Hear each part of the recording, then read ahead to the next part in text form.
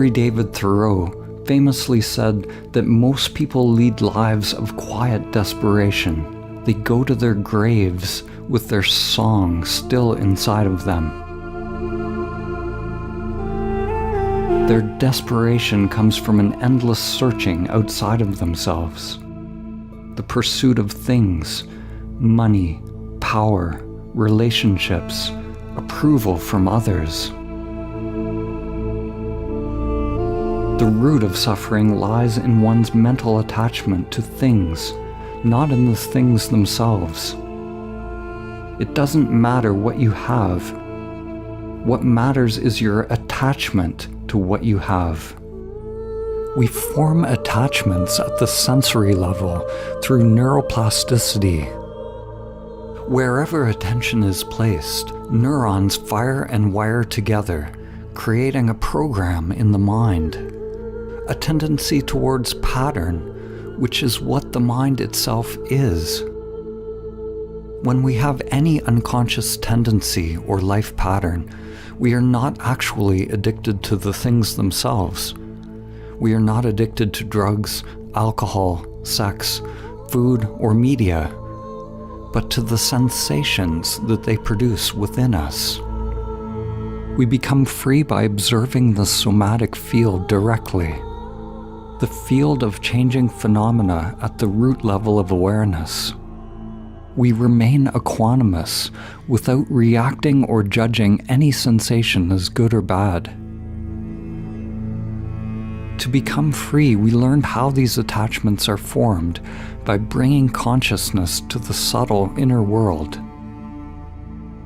We start to observe mental and sensory phenomena as a field of change, rather than getting attached to the thoughts and sensations which bring about identification and the very creation of the world of form.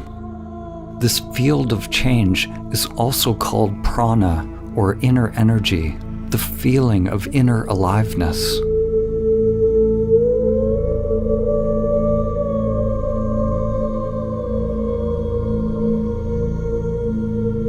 The shift to a new earth is a shift out of materialism. What we are witnessing is a release of the old paradigms and the pathological egoic agenda to endlessly acquire more. What you are seeing around you right now may seem like darkness. It may seem like madness. Actually, this is what awakening looks like on planet Earth. You are witnessing the dismantling of the old patterns. Many people are disillusioned with the current political, social, economic, and religious systems. They no longer trust the egoic agendas of the media, industries, and so-called spiritual systems. They don't trust the medical establishment or the government. People are disillusioned. This dispelling of illusion is a necessary part of seeing the truth, a coming face to face with the spiritual sickness that is inherent in this time we are living in, and for coming out of egoic consciousness. By egoic consciousness, I mean the patterns of craving and aversion that operate unconsciously. The collective samskaras, or conditioned patterns, which create the conditions of Maya, the identification with our characters, or with social groups, or anything we define ourselves by, with the various personas and archetypes we are playing out in this lifetime. The self-structure is an interface with the world. We don't want to get rid of that interface or destroy it. The path is about disidentifying from it, so that our sense of I, or the sense of existence, is not tied to a limited form, so that we don't suffer when the world of form changes. The human path is a journey from pre-egoic existence, which is the merged oneness that we experienced when we were a baby with our mother, to the creation of a person. We grow, we create a character. This is a necessary part of our evolution in order to bring about self-consciousness, to bring about a sense of self or I. We are actually in an adolescent stage of our development. We're in an ego-identified stage. But the next step beyond self-consciousness is to realize transpersonal levels of self, to realize shared levels of consciousness, various levels of logos or higher mind. You could say levels of soul if you prefer that language. Our sphere of compassion expands. This is an expansion through love.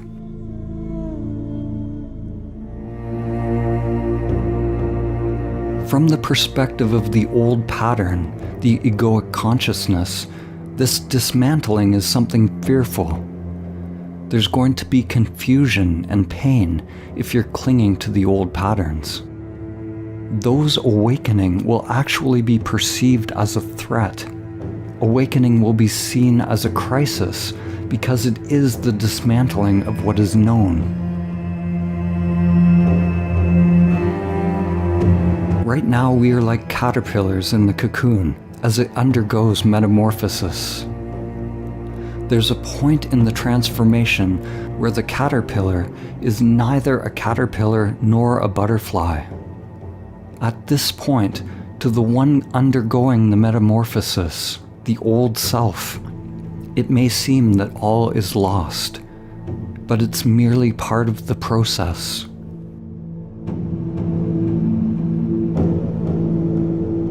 Faith is a surrender to the evolutionary impulse, a deep knowing that we are moving towards Source.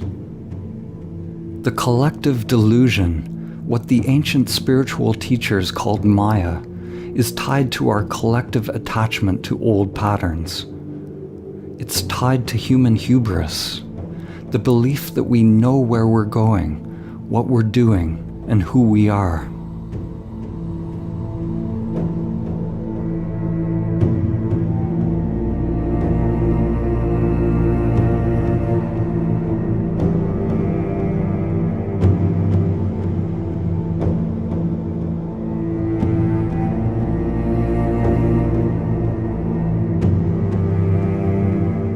The French painter Paul Gauguin is famous for a painting which he entitled, "Where do we come from? What are we? And where are we going?" These three questions require a humility. To find out what we are, to find out the truth, we first have to acknowledge that we don't have the truth. We don't have the answer if we want to find the answer.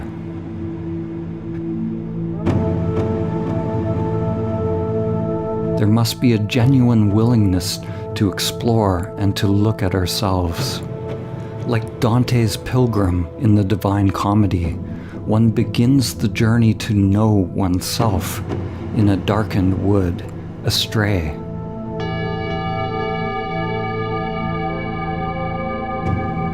Recognizing that we are lost.